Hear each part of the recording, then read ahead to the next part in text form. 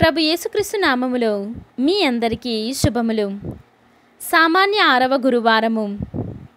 నాకు భూమికి నడుమ ఉన్న ఒడంబికకు గుర్తుగా మేఘములలో ధనస్సును ఉంచుచున్నాను. మొదటి పఠనము ఆదికాండము 9వ అధ్యాయము 1వ వచనము నుండి 13వ వచనం వరకు. దేవుడు నోవాను అతని కుమారులను దీవించి పిల్లలతో పాపలతో పెంపొంది భూమి అందంతటా వ్యాపింపుడు. క్రూర జంతువులకు, ఆకాశమున విహరించు పక్షులకు, భూమి మీద నడయాడు ప్రతి ప్రాణికి, సముద్రమున సంచరించు చేపలకు మీరన్నచో బెదరు పుట్టును. వానిని మీ వశము చేసి తిని. భూమి మీద తిరుగుచున్న ప్రతి ప్రాణి మీకు ఆహారమగును. చెట్టు చేమలు ఇచ్చినట్లే ఇప్పుడు ఈ ప్రాణులను కూడా మీకు అప్పగించుచున్నాను. నెత్తుటిలో ప్రాణముండును కనుక మీరు జంతువుల మాంసమును తినునప్పుడు వాని నెత్తురు మాత్రము ముట్టుకొనరాదు. నెత్తురు ప్రాణముతో సమానము. కావున నెత్తురు చిందించువారు జంతువులైన నరులైన నాకు జవాబుదారులు అగుదురు. మనుష్యుని మరణమునకు మనుష్యునే బాధ్యునిగా చేసెదను. దేవుడు తనను పోలిన వానినిగా మానవుని సృజించెను.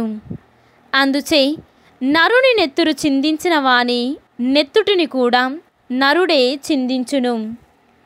పిల్లా పాపలతో పెంపొందుడు.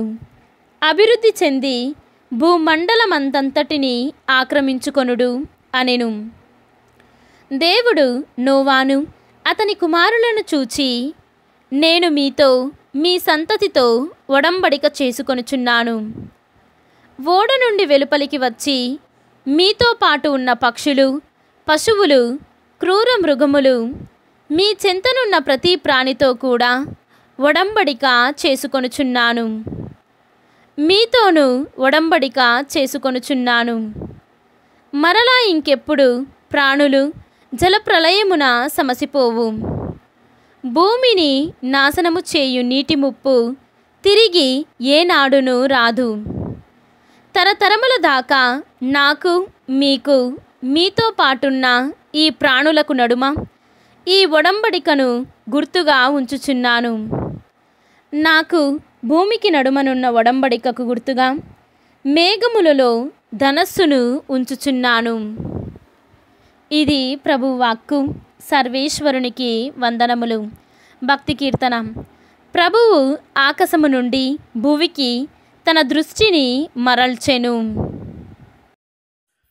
ఈనాటి సువిశేషము పునీత మార్కు గారు వ్రాసిన సువిశేషము 8వ అధ్యాయము 27వ వచనము నుండి 33వ వచనము వరకు.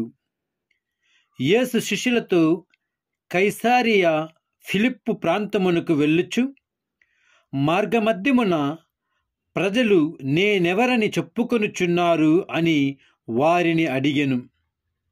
అందుకు వారు, కొందరు స్నాపకుడగు యోహాను అని, మరికొందరు ఏలియా అని, లేదా మరి యొక్క ప్రవక్త అని చెప్పుకొనుచున్నారు అనిరి. అప్పుడు యేసు, కాని మీరు నన్ను గూర్చి ఏమనుకొనుచున్నారు అని వారిని ప్రశ్నింప, పేతురు, నీవు క్రీస్తువు అని ప్రత్యుత్తరమిచ్చెను. అంతట ఆయన తాను ఎవరైనది ఇతరులకు తెలుపరాదని వారిని ఆదేశించెను. యేసు శిష్యులకు మనుష్య కుమారుడు అనేక శ్రమలను అనుభవించి పెద్దలచే, ప్రధానార్చకులచే, ధర్మశాస్త్ర బోధకులచే నిరాకరింపబడి చంపబడి 3వ రోజున ఉత్థానమగుట అగత్యము అని ఉపదేశించి వారికి ఈ విషయమును తేటతెల్లము చేసెను.